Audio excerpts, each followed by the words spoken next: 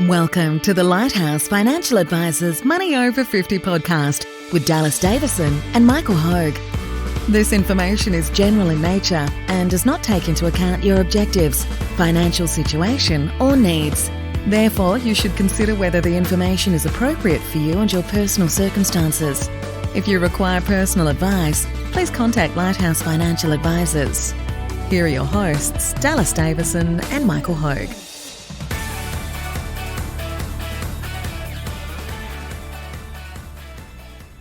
Hello, the topic for today's discussion is, can we do this on our own? So what do you mean by that, Dallas? I actually wanted to quickly discuss this because it's one that we see a lot of, generally after our first appointment.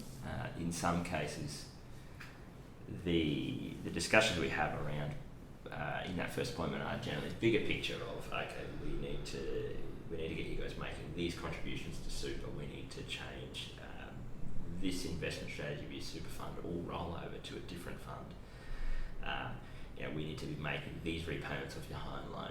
This is what we need to be freeing up in cash flow every year. So generally that first appointment is fairly bigger picture, and at the end of that appointment, generally we provide people with a quote as to what our fees would be to help them with that. And we often get asked, could we potentially do this on our own? Do we need to engage you guys, or can we do it? So in many cases, I guess before we start, in many cases we do actually point people in the right direction and send them on their way.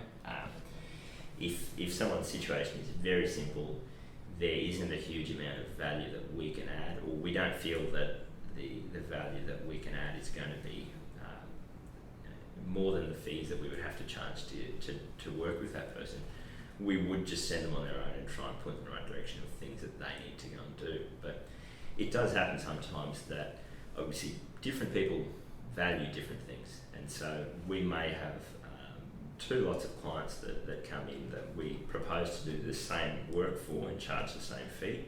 Some people will see a lot of value in it, some people won't. And so what we really don't like to see is people leave thinking that they're going to do it on their own, or that they're going to try and make these changes on their own, and either A, not do anything, which is the most common one, or B, they try and do it on their own and get something wrong, and it ends up costing them a substantial amount in missed returns or extra taxation, all that kind of thing. So I thought it might be an interesting one for Michael and I to go through a list of some of the traits that we see of which people are more likely to be able to handle their own financial planning and which people are less likely. So before I get started, obviously I'll just point out the elephant in the room here, which is that obviously we are biased with this. We are financial planners.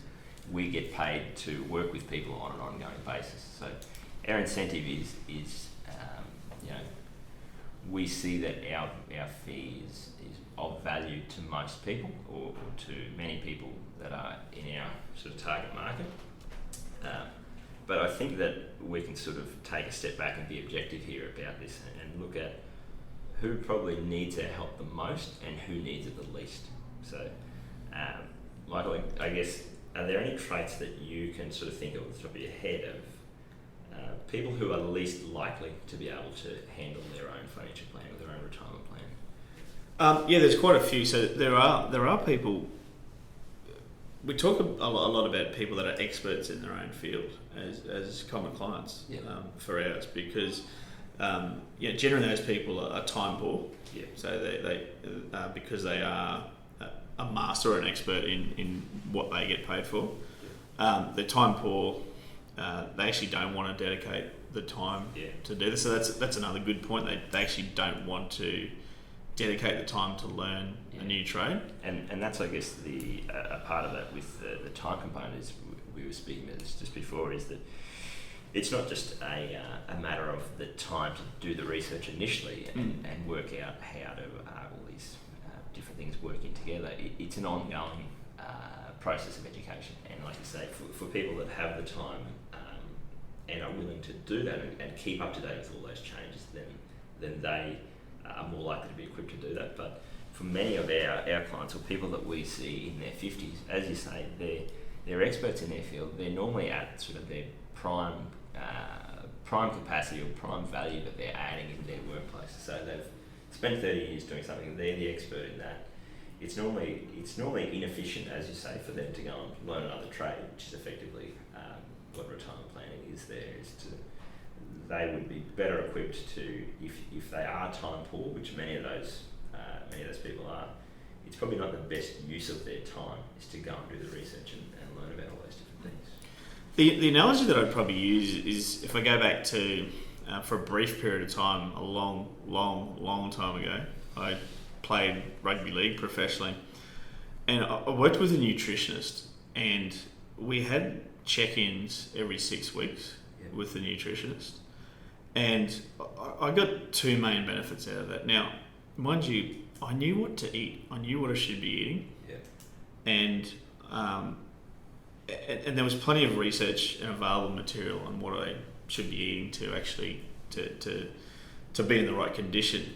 What I really got as a benefit out of that was twofold. One, I was given a prescription, a strategy. So the nutritionist told me to eat these things, and if I didn't want to eat anything on that, I could substitute it with one of these other things. So I had a laminated piece of paper that told me, eat this meal plan, eat this meal plan, eat this meal plan, and if you didn't like this, you could substitute it with one of these others. It was all colour coded.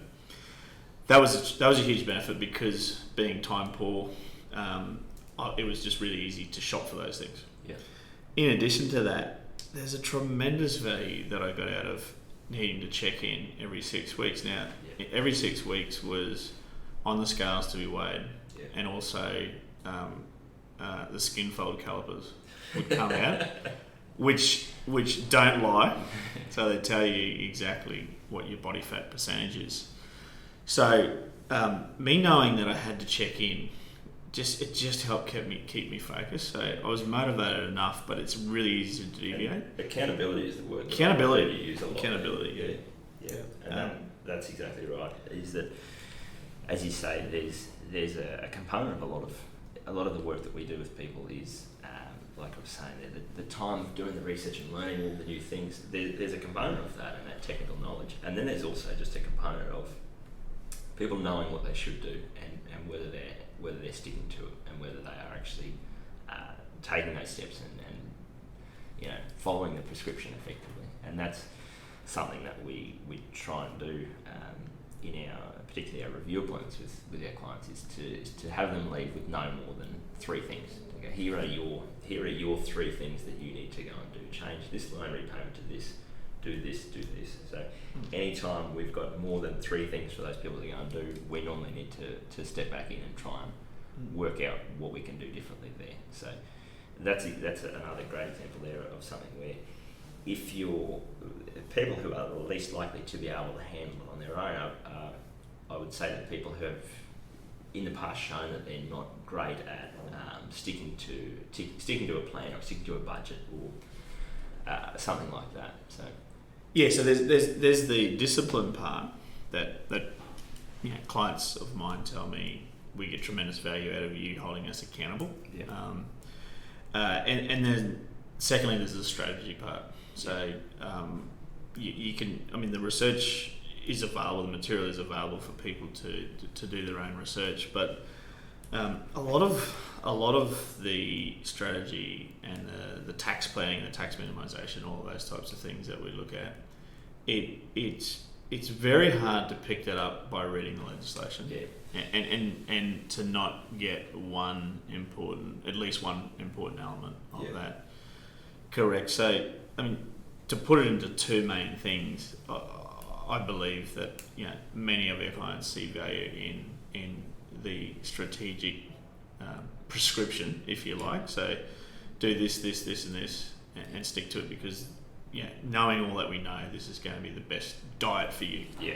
And then the checking in, because we have very few clients, and there's very few people on this earth that can just sit back and let their superannuation fund or their investment strategy do all the heavy lifting for them. So for 97-98% of people, they need to do something. So, and they need to stick to it. So, if you look at contributions into super, those kinds of things. That's correct. I mean, if you break it down, 10 years to go before you retire, you really only have 260 paychecks if you get paid on a fortnightly basis. And for most people, they can't wait until they only have 240 paychecks or 220. They need to make the most of each of those paychecks. So, it's our job to keep people accountable and to keep them on track and to continually bring them back to their goals. So that's an important part of what we do, I believe, is to bring people back to, okay, what are we doing this for now? This is what, this is where you want to be in retirement. And people get tremendous value out of that, I believe. And that's a point also of some common thing we see of people who struggle with handling their own financial planning is basically, aside from the time or the technical knowledge, it's just if people don't enjoy it or don't want to deal with it, what you tend to see is people bury their head in the sand. And so, that's a great example. If you've got 10 years to go and you get paid fortnightly, you've got 260 paychecks. If you bury your head in the sand for a year, all of a sudden you've got 26 less paychecks. It gets that much harder every year. And so that's I guess another category of people that may struggle on their own. If you don't enjoy it and you don't want to deal with it, it's going to be very hard to keep motivated, to keep on track, to keep having those conversations with your spouse, to keep on track with the legislation, all those sorts of things. If it's not your idea of a good time. Now, obviously, for most people, that isn't their idea of a good time, and I understand that we're probably complete weirdos with our enjoyment of crunching numbers and learning about new different ways to minimise tax and all that kind of thing.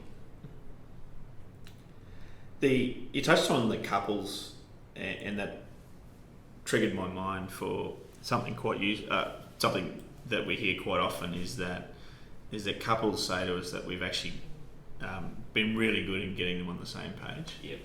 And it's not often that couples actually sit down and talk about their finances. And if they do, look, it's generally just a really, really tiny element of their finances, such as what school should we send our children to.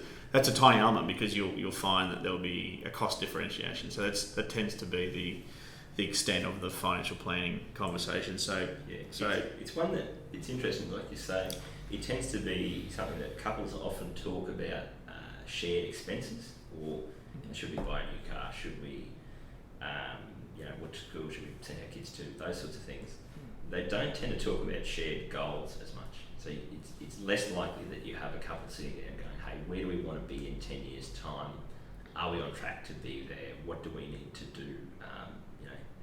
When our goals change, or if we're not enjoying work as much, what do we need to do differently? All those kinds of things that's less likely to have a couple who is sitting there on a regular basis and having those discussions. The other thing that my clients tell me is that they really, really value knowing that we're across everything always, regardless of legislation changes. So legislation changes are quite common, and they can either be a threat or an opportunity. Yeah. Now, the last few years, it's changed significantly. So, people that were receiving a $16,000 Part Age pension on the 1st of January 2017, that got halved for many people to $8,000 because of a change to how Centrelink looked at the assets test.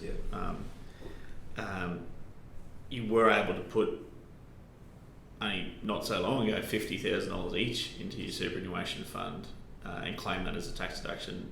That got cut to $35,000 and then cut again to $25,000. So legislation changes all of the time, and it's a matter of actually being on top of that legislation and across it, so that you're not disadvantaged and that you can take advantage of opportunities as it changes. And that's I guess a good point, is that even in where I have a similar sort of thing, I actually had a family friend who did some work initially getting them set up with moving into a pension account and things like that, and they didn't want ongoing advice. It was a fairly simple arrangement, and And so they said, well, we're just happy we'll keep a track of everything and we'll go along as we are.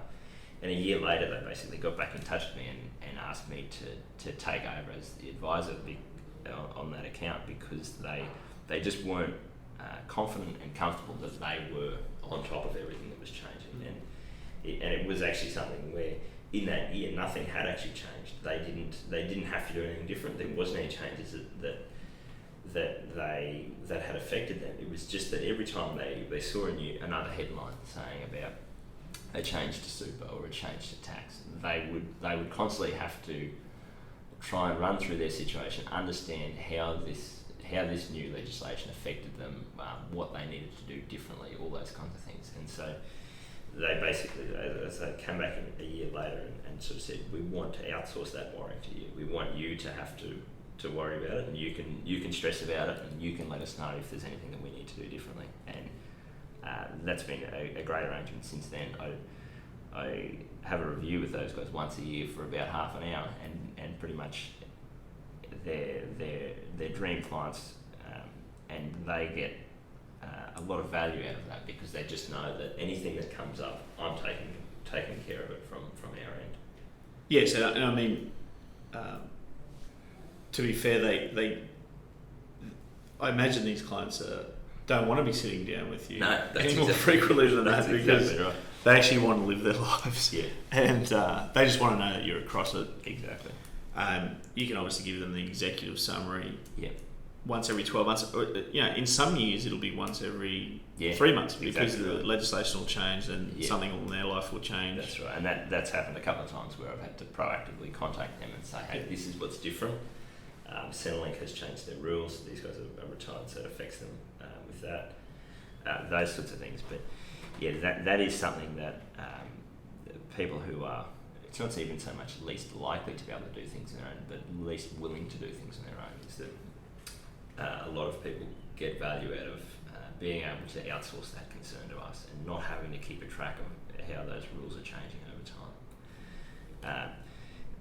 That I guess ties into another sort of broad category of people that I've seen that are the least likely to be able to get things right on their own is people with a bit of a track record of making less than ideal decisions in the past, or that in the past have reacted emotionally to things that have happened. And so it's kind of one of those things that we see a lot, is that money itself is a very emotional topic, particularly when you're looking at retirement savings. Someone has worked all their life to put this money aside. They only get one chance at it. They want to make sure it's right. And if they look back over their last 30, 40 years of working life, they can see situations where they go, well, we probably didn't do the right thing there, or we could have done that differently, or geez, I wish we would have spoken about that with someone before we jumped in and did that. So that's another category of people that I see that get a lot of value out of working with an advisor, is that they're not confident that they're going to be able to make the exact right decision every time, and they know that they have a limited window, generally within 10 years of retirement. They can't afford to make any more mistakes, and they don't want to make any more mistakes. It's interesting because I'd heard one time that human beings are wired to, if they perceive a threat, they're wired to take action. Yeah. And I can understand that. Obviously, there's a lot of things that we do today that are born out of when we were in caveman days. So if a woolly mammoth is charging at you, of course you want to take action. You want to move. So generally speaking, though, if a lion's going to chase you, the best thing to do, so they tell me, I don't know this out of practice, is to stand still, don't run. And it's the same thing with financial markets. So when there's a perceived threat, people often think that they need to take action. I mean, they can anecdotally look at 100 years worth of market data and realise that the drops are temporary and they all recover.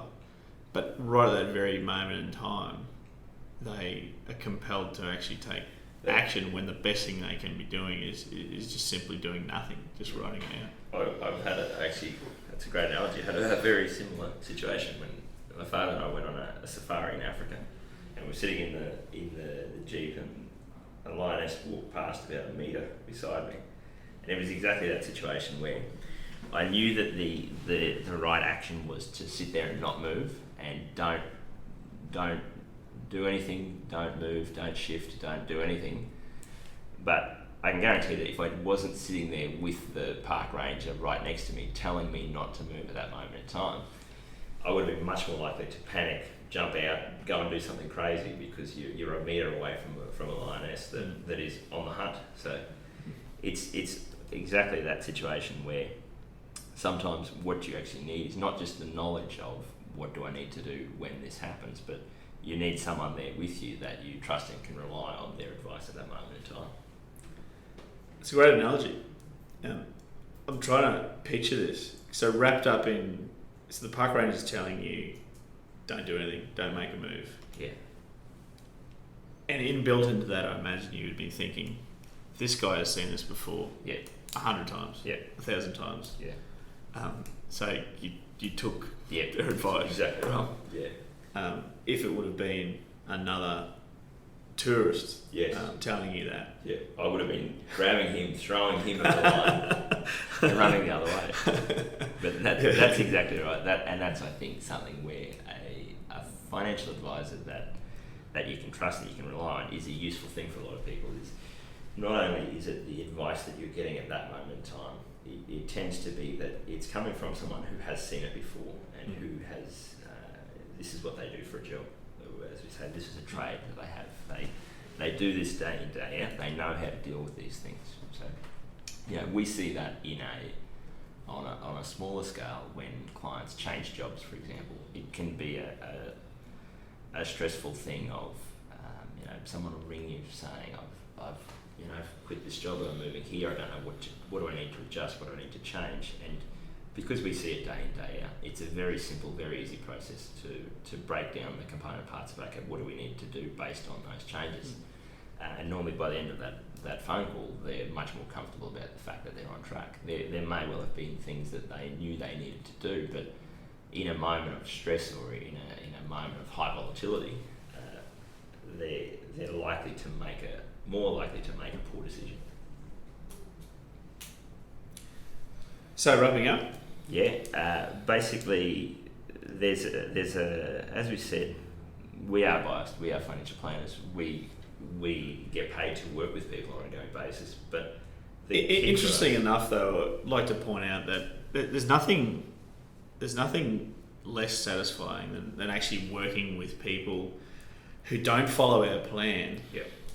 They're willing to pay us, but it's not satisfying. So I mean, we are biased. However, we get tremendous enjoyment out of working with people, and making a difference in their lives, which requires them to make a difference. So I mean, it's not that we want to take on people as clients that we can't add value to at all.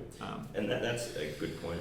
Is that, I guess, in order of preference, if people can go and do things on their own and they don't need our assistance on an ongoing basis, that's actually it sounds a bit woo-woo, but that's great for us, because that just means that there's more room, more capacity for us to help someone that really needs the help. So, in a perfect world, if you're a genius who's happy to do all the research and keep up to date with all this, you've got the head for numbers, the understanding of all the legislation, you're not going to react emotionally, you're not going to have issues with your spouse, your situation is going to stay very simple for the future without any changes. And you can do it on your own, then that's fantastic. The other alternative obviously is to work with us and to have us help you make sure that you're doing everything right and you're getting 100% of the outcomes that you possibly can. As you say, the worst outcome of what we see is either A, people who pay us for a period of time but don't listen to our advice and aren't getting those outcomes that they need, which doesn't go on for an extended period of time, because we normally have a conversation with those people about them not being clients anymore. Or alternatively, people who want to try and do it on their own, do try and do it on their own, and either A, don't get it right and make mistakes, or B, just don't get all the outcomes and don't get 100% of the results they possibly could. So that's, I guess, the key point is that for us, if you're able to do it all on your own, and you think that after this conversation it sounds like you're the type of person that can do it, then that's fantastic, and we wish you all the best. But if your concern is that you're not going to be able to get all of those outcomes, that's exactly the sort of person that we like to work with.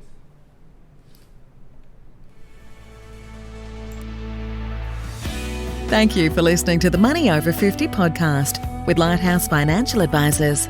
We look forward to catching up again soon.